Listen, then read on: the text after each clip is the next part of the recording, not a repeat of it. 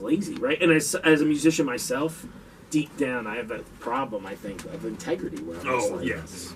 you know, I'm like, come on, you guys are getting paid ungodly amounts of money. You can't just play your bass tonight. Are you serious? Like, you know what I mean? And That's then, crazy. and compared to like last night, And Bootsy you being a Collins, musician, why would you be cool with that? right? Every Exactly. night. No, and it's funny how many musicians I know that love Kiss and are just like, that's awesome. I'm like, here are guys who have crazy amounts of money, as far as we know, don't have any health issues, and are out faking it every night for crazy amounts of money.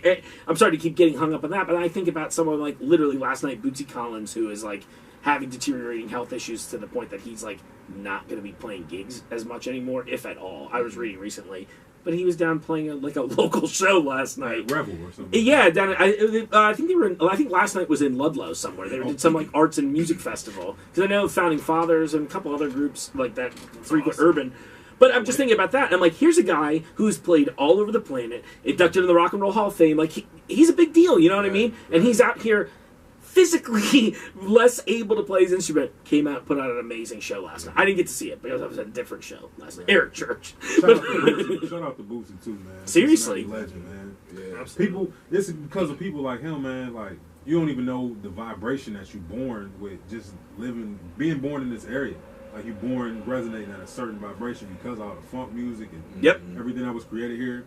So shout out to Bootsy, man. For real. Yeah. There's a lot of talent that's come out of here, like in all kind, and I think that speaks to it, right? You know, it's funny to me because I felt that way about the place I was born in, New Jersey, where I'm like, when I look at that, there's a lot of famous people that are seriously like all born and lived within like a 15-mile radius of us, and a lot of people that I would, in some regards, I wouldn't say is influential now, but definitely in my youth, like guys like Kevin Smith, and I'm trying to think, a lot of the 80s rock bands came out of there and stuff like that. But it's the same kind of thing, right? Where it's like, oh, and then I moved here. You know, I mean, we've lived around a little bit, and I've been here now like 15, 20 years, and just thinking about that, like, yeah, I think that's an interesting, probably part of the reason why, in a weird, like, sort of esoteric way, I haven't left the area. Because there is a lot going on. I think that's why Cincinnati experiences those surges, right? That's why we have all these films here happening all of a sudden. You know? I mean, I've traveled a lot, and Cincinnati's an interesting place like that, where it's like a small and big town at the same time. Right. It's very weird, and I don't know what it is. I'm waiting to see if the bubble will ever burst, because I feel like since I've been here, I've seen it twice, where it's like, and I'm just kidding. See, they cut us in, but they don't cut us in. Like on the film stuff, it's like the tax refund on that is crazy. Oh, you it's come to insane. the city and spend like $300,000, you getting the $300,000 back. If you spend over $300,000, I just was reading about all these like all the incentives and stuff they're doing. Yeah, grants and stuff like that they give. Crazy. That's why they come in here filming. It's way cheaper than Hollywood. Well, so I found out right now that I think this year, I'm pretty sure they're posed to exceed. Michigan is one of the best states in the U.S. right now for film incentives, or has been. Yeah. But I think Ohio's about to dethrone them this year. And I think we have a bunch of stuff coming through. I'm happy because as a working actor, it's nice to.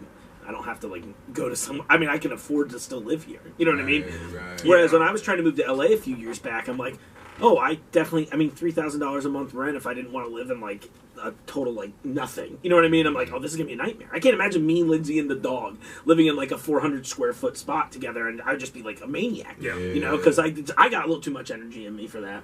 No, when I started the job with Mark, I haven't done a lot of traveling in my life. I did it younger with family, but haven't done really anything in recent years. And you know, we have got to see a lot of places. But I mean, I think really what it's done in the end is just gives me more of an appreciation to come back home at the end. Because like as time has gone on, and I've got older, like there's just more of the Cincinnati area that I've come to appreciate. Because like I know you were talking earlier about DoorDash, right? Like when you find that little part of the town you didn't know existed, it's like, oh. It's like you're in another place. Yeah, it's like that constant new experience. And it's like, oh, you know, there's a mural I didn't see the other day. Or like, oh, there's a new coffee shop that I can try out. And it's like, I don't know, I find that kind of lifestyle thrives here. Maybe not lifestyle is the best word, but like the town just gets to thrive. I feel like we are a thriving town compared to a lot of other places. I mean, like, Vegas is cool, but Vegas is Vegas. Right. It's just everything looks. You're the not same. going to find a small town No. spot. I mean, we drove all over we stayed like half an hour away from downtown, and it was just the same strip mall repeated. We're like, did we just pass this 7-Eleven, or is this like a new one? Right. But you make a great point about that, and you know, it's interesting to me. I'm thinking about it now is how often media tries to emulate that emotional experience, right? Mm-hmm. James and I are big gamers. I'd say video games encompass a good portion of our show content just because we play so often, and like.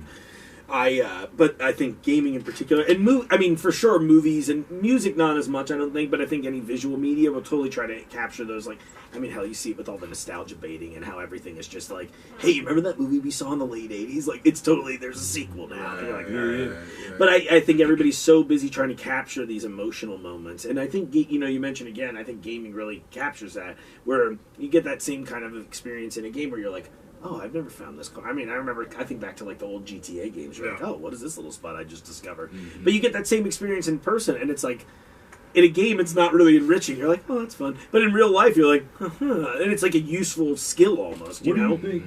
What do you think that's about, though? Like, everybody trying to resurrect memories from when happiness was happiness. Like, what does that tell you about where we at right now? Oh, everything, I think we've, as a Western society, created this culture of just never being fully happy with ourselves because we're just, it's like, the neon sign thing. We're just drip fed things constantly in front of us on a string, and I think we're all on this invisible treadmill to try to reach our end goal, and I don't think we're getting there as a collective people, and I don't know, I think it's hurtful to our mental health in the long term. It is, because it's something happens mentally to you when you constantly working for something but you never get to it. Right.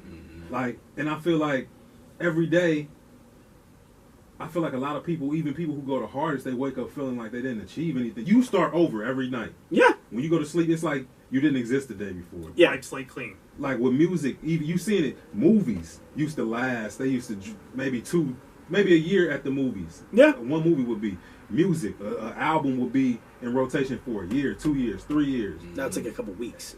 If that, a couple hours. Yeah, and because of the nature of things like streaming, I think it's a combination of, like, we had this shift where stuff used to be hard to access. Do you know what I mean? Like, I remember thinking back to a kid, and the first time I ever saw Star Wars, it was, like, broadcast on, like, network TV, and it was cut up, and I think it was, like, seriously think it was QVC that was running it, because they were trying to sell crap. And I remember thinking, wow, I might not ever see this again. Right? Because it was, like, stuff like that just didn't air. Like, media in general was different. Same with music. You had to buy physical copies. And now that it's like, now that I can literally just go, hey, Google, play exactly this song right, now it's going to actually do it. But, to, like, do exactly what I want you to do immediately. There's no sense, like, nostalgia itself is gone, which is why they're selling it to us, because you can't feel nostalgia for something that exists. Like, I can, we can sit here and be like, hey, do you remember that song we listened to when we were kids? Yeah, remember that? You don't have that feeling. You go, what was the song? Type it in, and you hear it, you're like, okay, and then it's that, and then nothing means anything, because it all. I was reading a really great interview with this director a few months back. His name is Panos Cosmatos, and he had this movie come out a few months ago with Nicolas Cage called Mandy that is, like, it's really slow, but it is, like, visually crazy. It's like, I don't even know how to describe it. It's about Nicolas Cage, and he's married to a woman, and she gets murdered by a cult in front of him, like, burned alive in front of him. And the movie's, like, kind of like a big weird acid trip, like a crazy, like, heavy metal soundtrack. It's wild. I would tell everybody to watch it if you like kind of like artsy, weird. And there's a lot of quiet time. Don't get me wrong. The first half is very slow, but then when the switch happens, it is insane. But he was talking about time, and he was describing it in an art form. I thought this was so brilliant. And he was like, time now is a palette, no different than color or a camera move or an instrument. And he's like, there's no anything, you know what I mean? Like, you can make a movie, like, a new movie coming out doesn't feel like a 2010s movie. It feels like whatever the hell is out, right? Whereas, like, if you watch something that came out in the 80s and the 90s, there's, like, a vibe to it, right? Like, knowing James has been fun, and it's also with Lindsay because she's younger than me, but, like, but James is considerably younger than me. It's been fun because I'll bring up movies that were like showing you Back to the Future for the first time.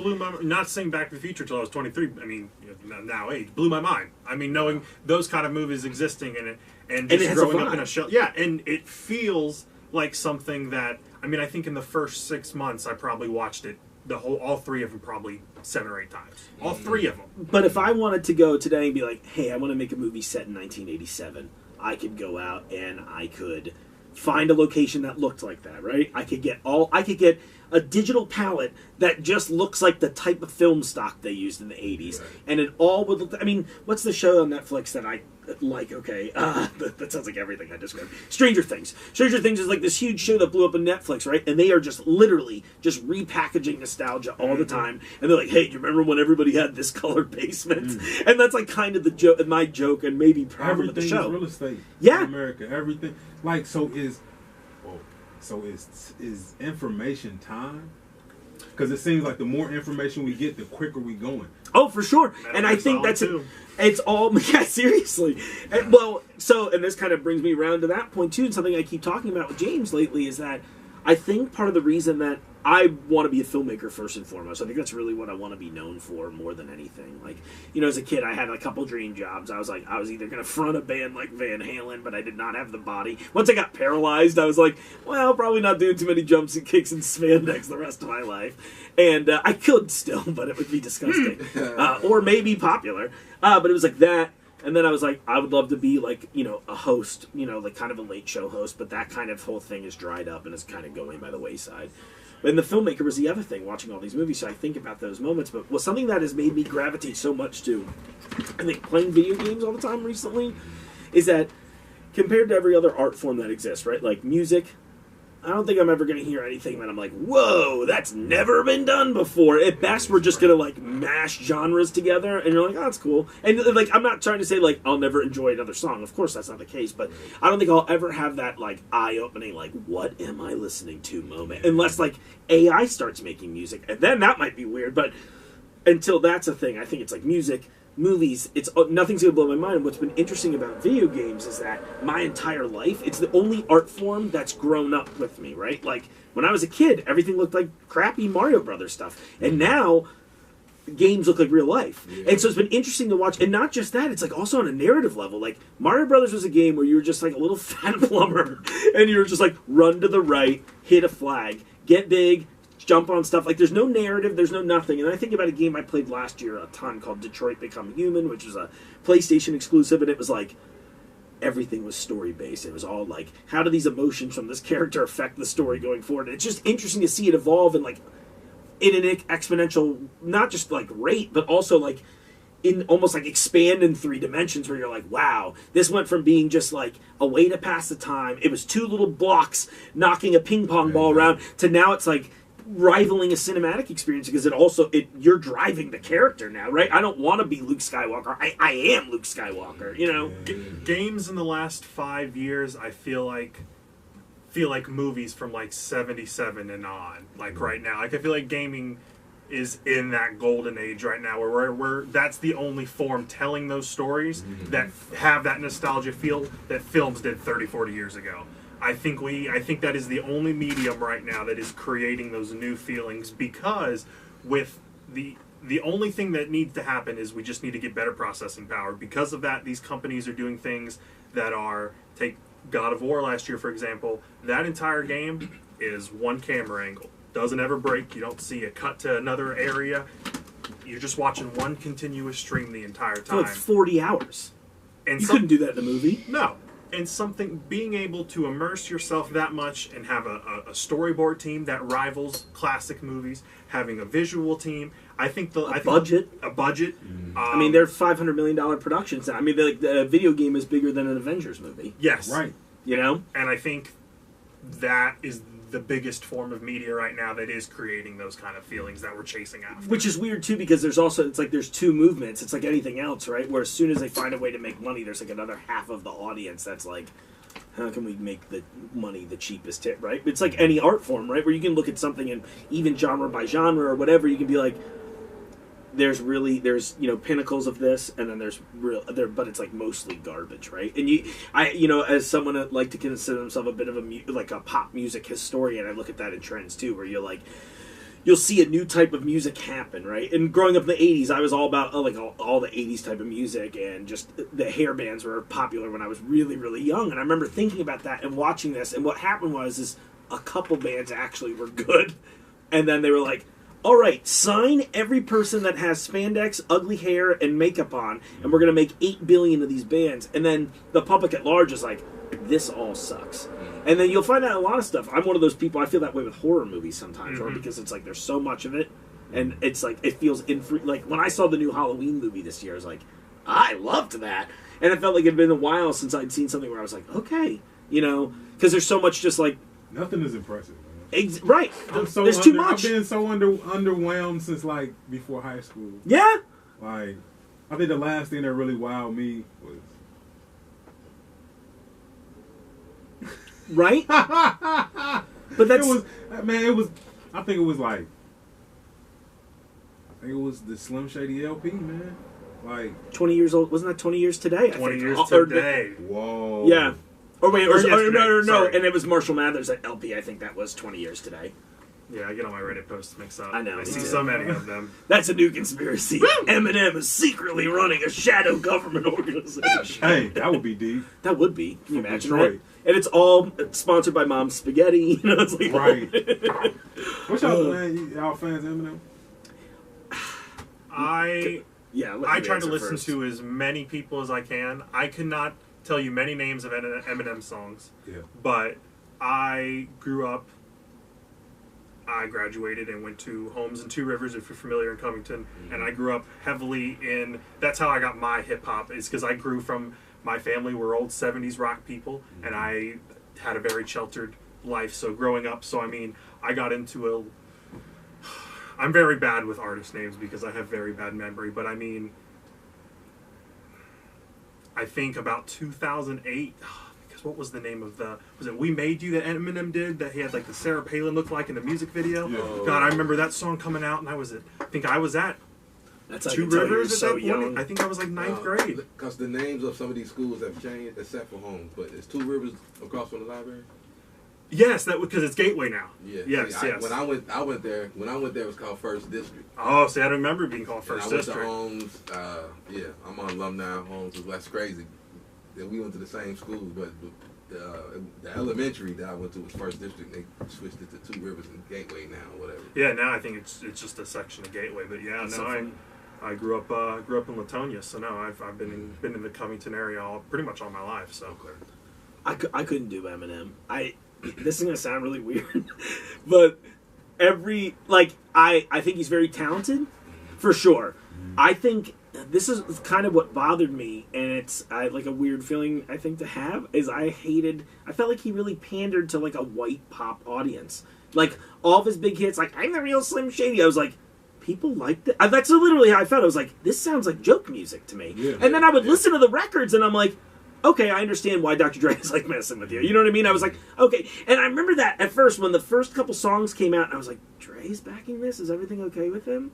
And I just didn't, I just didn't get it. But it was like, it really felt, I don't know, at least, again, I didn't dive deep enough maybe to really expand, but I hated all of that, like, it just felt like, what's the one? The Real Slim Shady is the one I think about, right? Mm-hmm. And I think about that song in particular. I was like, this is weird. This is like watching somebody rap about an episode of ETV, like whatever, Access or whatever. One of those. Like, but it's that fusion, right? It's that fusion. Which is what the sense of like, he was a media outlet, right? You can hear about NSYNC or maybe what they did lately, for sure. Crazy, and I'm sure it got a whole generation of people interested in hip hop that may have been too afraid to dive in. Do you know what I mean? Yeah, it's a market. It's obtaining a market that ain't being sold to. For sure. And I think that might be a little of my problem with it, right? Which is that in a weird way that to me, and